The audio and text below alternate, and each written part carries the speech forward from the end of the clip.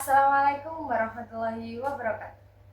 Perkenalkan, saya Salma Riyadatul Ais, mahasiswi semester 5 program studi Ilmu Al-Quran dan Tafsir UIN Sunan Ampel, Surabaya. Di sini saya akan menjelaskan sedikit tentang perbedaan tafsir Al-Qumi dan tafsir At-Tabarsi atau kitab tafsir Majma'ul Bayan fi Tafsir Quran atau biasa disebut dengan kitab At-Tabarsi. Jadi, saya mulai dari biografi pengarang kitab Al-Qumi dan At-Tabarsi ini. Beliau keduanya dari madhab Syiah, sama-sama bermadhab Syiah. Yang pertama yakni, siapa sih nama lengkap beliau? Siapa sih tanggal berapa sih tahun lahir beliau? Tahun berapa sih beliau wafat? Gitu. Jadi di sini yang pertama yakni biografi Al-Qumi. Nama lengkap Al-Qumi yaitu Abu Al-Hasan Ali bin Ibrahim Al-Qumi. Beliau lahir di Kufah, Irak pada tahun 300 Hijriah atau 990 Masehi. 991 Masehi. Terus kemudian biografi kitab At-Tabarsi, maksudnya pengarang kitab At-Tabarsi. Nama lengkap beliau Abu Ali Al-Fadl bin Al-Hasan At-Tabarsi. Beliau lahir di Tabaristan pada tahun 462 Hijriah dan meninggal pada tahun 548 Hijriah. Nah, kapan sih Al-Qumi ini didirikan atau dicetuskan, atau kelahiran Al-Qumi ini? Dalam kitab Rijalul Tusi, karya Syekh Tusi, pada halaman 389 ada yang mengatakan bahwa Al-Qumi ini lahir sekitar tahun abad ketiga Hijriah atau biasa bertepatan pada tahun di antara 212 Hijriah sampai 254 Hijriah. Namun ada juga yang menyebutkan sezaman dengan putra Imam Hadi atau Imam Al-Askari, yakni pada tahun 232 Hijriah sampai 260 Hijriah. Di sini banyaknya perbedaan-perbedaan pendapat. Kemudian adapun penilaian ulama terhadap Al-Qumi, yakni menurut Toba-Tobai dari ulama Syiah, beliau ini adalah perawi hadis sikoh atau hadisnya itu berupa sahih, hadisnya itu bersanad sahih gitu. Kemudian menurut Ad-Dahabi yang bermadhab Sunni, beliau mengatakan bahwa Al-Qumi ini tergolong dari orang-orang Syiah Rafidi atau Syiah yang ekstrim. Beliau ini sangat berpegang teguh dengan madhabnya. Kemudian menurut At-Tabarsi, yang lawannya tadi itu, beliau ini mengatakan bahwa Al-Qumi ini perawi besar Syiah dan banyak menukil hadis yang bersifat sahih tadi. Gitu.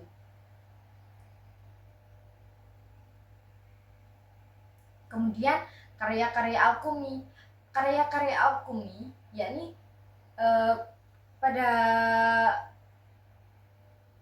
diantaranya tafsir Al-Qumi ini itu ada lagi yakni kitab Fadailul ala Ibni Abi Thalib dan kitab Al-Maghazi dan kitab-kitab yang lainnya. Kemudian karya At-Tabarsi, Majma'ul Bayan fi Tafsir Quran yang biasa disebut dengan tafsir Tabarsi tadi, Jami'ul Jawami, Al-Wafi, Tajul Mawalid, I'lam Al-Wara' bi A'lam Al-Huda, dan lain sebagainya.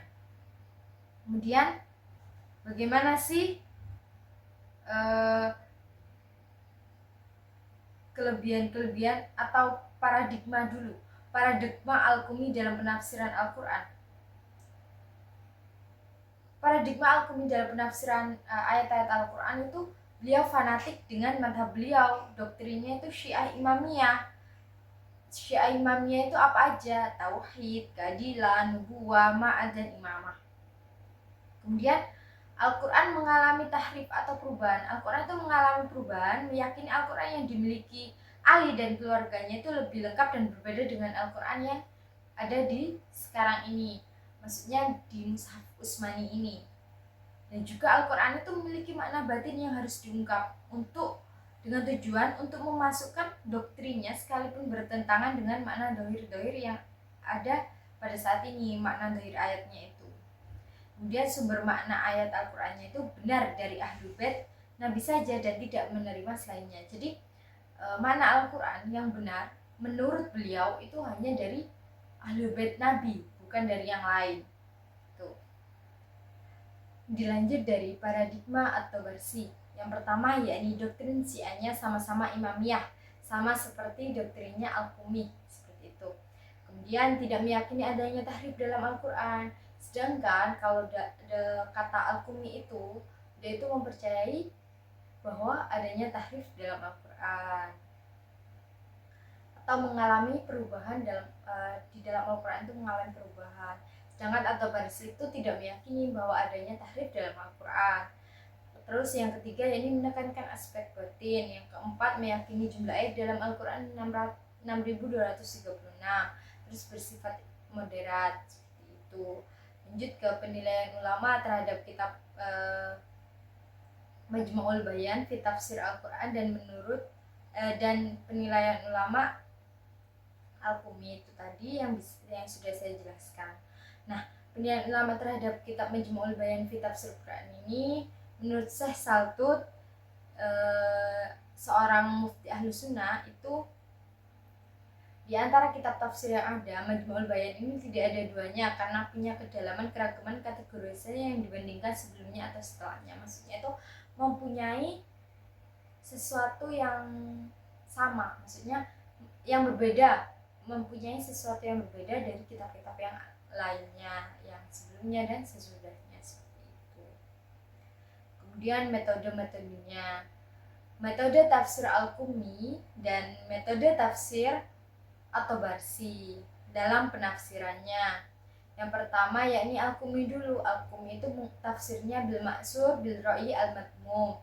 Kemudian tafsirnya tahlili. Kenapa dikatakan tafsir tahlili? Karena penafsirannya itu urut sesuai dengan Mushaf Utsmani yang ada pada sekarang. Kemudian tafsir i'tiqadi itu maksudnya beliau ini menafsirkan cenderung dengan teologinya. Kemudian tafsirnya ijmali, penjelasannya, cara penafsirannya itu secara global, tidak terperinci, seperti itu. Kalau metodenya At-Tabarsi, sumber penafsirannya sama, bil maksur dan bil ra'i. Kemudian coraknya itu lugawi dan madhabi. Cara penjelasannya itu bayani, tafsili atau secara beruntutan tadi.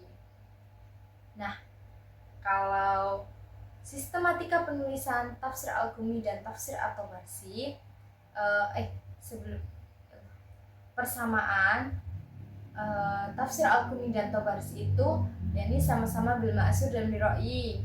Namun perbedaannya jika Al-Qumi ini i'tiqadi atau cenderung di teologi, kalau At-Tabarsi ini cenderung di lugawi dan madhabinya, seperti itu. Nah, masuk ke sistematika penulisan tafsir Al-Qumi. Nah, tafsir Al-Qumi ini dimulai dari surat Al-Fatihah sampai surat An-Nas, sama menyebutkan jumlah ayat dan madaniyahnya. Kalau sistematika penulisan kitab Majmu'ul Bayan fi Tafsir Quran atau At-Tabarsi ini, itu beliau itu banyak menjelaskan ayat-ayat Al-Quran, jumlah ayatnya, dan bagaimana keutamaan untuk mempelajarinya, menjelaskan masalah qiraat dan ulama-ulamanya, menjelaskan tafsir takwilnya, menjelaskan Al-Quran dan arti-artinya. Jadi perbedaannya, kalau dalam kitab Al-Qumi itu penjelasannya secara global, dalam tafsir At-Tabarsi itu pembahasannya lebih banyak, bagaimana qiraatnya, bagaimana i'rabnya, bagaimana penjelasan semantiknya, bagaimana asbab nuzulnya, ijaznya, bagaimana kisah-kisah mutasyabihnya, bagaimana menusabah ayatnya, seperti itu. Pada intinya tafsir Al-Qumi itu dijelaskan secara global, dan tafsir tafsir At-Tabarsi ini secara tafsili atau terperinci seperti itu. Mungkin itu saja yang bisa saya sampaikan. Kurang lebihnya mohon maaf. Saya akhiri. Wassalamualaikum warahmatullahi wabarakatuh.